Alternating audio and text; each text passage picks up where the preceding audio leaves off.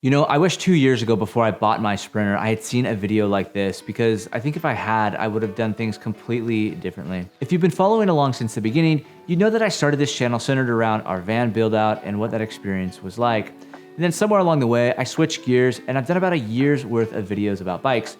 And temporarily, I'm gonna switch back to vans to do a brief series on things I wish I had known before I bought the Sprinter, as well as things I wish I'd known before I started out the build out on the Sprinter. I share my perspective on all of this as a pretty normal dude. I've got a wife, I've got 2 kids, and we spend as much time as we can in the van, but we still have real world obligations that tether us back to home. We've traveled in just about every condition imaginable across the Western United States. From snow, wind, ice, mud, sand, off-road, I mean, we've dealt with just about all of it, and we've learned a few things along the way. The first is that size kind of matters here. We debated a little bit between the 170 and the 144, and the 144 just seemed like the logical choice at the time. We didn't want something that felt like an RV, and we liked the 144 size because it was about the size of a full-size pickup truck.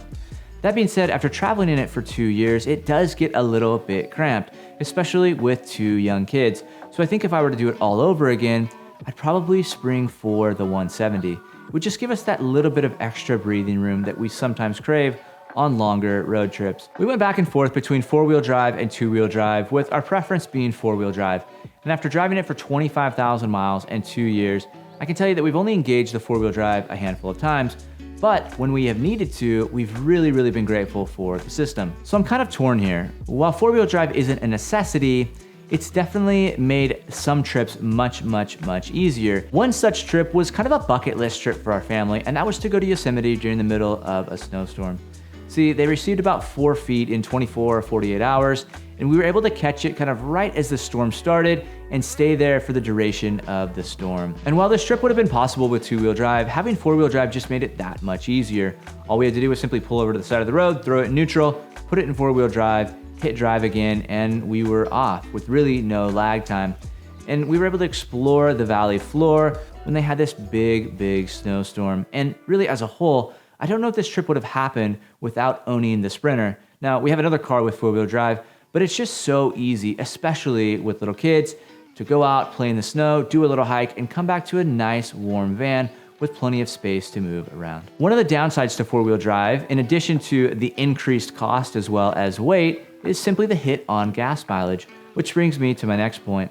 See, you may be thinking that you're getting a diesel and it's going to be ultra efficient, but the mileage really hasn't been what we expected it to be. We purchased our van just outside of Phoenix, Arizona, and drove it back to Southern California, about a 400-mile one-way trip. And when we did so, when the van was completely stock, we got about 19 to 20 miles per gallon, and that was pretty much all freeway driving. Now, a few weeks later, we added wheels and tires, and immediately the gas mileage dropped down to about 16, 17 miles per gallon. And when all was said and done, and we did the full build out, and we had weight and people and gear, well, the van is well over 8,000 or 9,000 pounds, and we've averaged about 13 miles per gallon over the last 24,000 miles. 13 miles per gallon. And don't get me wrong, I mean, when we were buying the Sprinter, I knew that we weren't buying a Prius, and I didn't expect that kind of mileage, but I just expected a little bit more than 13. And I'm sure you could take one look at the van and go, hey, if you eliminated this, or changed out the tires, maybe you could increase your miles per gallon. I mean, it is what it is at this point. It's been a little bit difficult with rising gas prices, but at the end of the day, we really like it. And I share that with you just so you have some kind of a reasonable expectation of what kind of gas mileage you're gonna get on a van like this. I've been asked a few times if I wish I could go back and build out the van myself, and the answer is always, without a doubt, no. See, I'm just not someone to drill holes or cut holes in the side of a van. And I think there's a lot of value in going with a company who's building dozens and dozens of these things. They've worked out the kinks, they know the materials, they know what works and what doesn't. And I think if you kind of look at your time in terms of a value, I think there's quite a bit of value in having somebody else do it for you. Plus, materials are expensive these days. Just my 2 cents. Look, I'm a spreadsheet type person, and when we started the van build, I built out this whole spreadsheet of costs and kind of where we needed to be, and a list of wants and needs and the costs associated with each of those.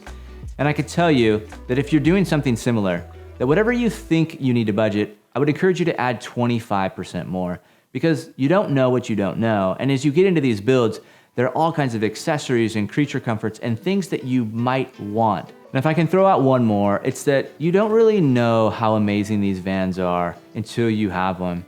See, in the last 2 years of owning this van, we've traveled more as a family than we ever have before. We've explored new places that we wouldn't have gone otherwise, and things just become more accessible.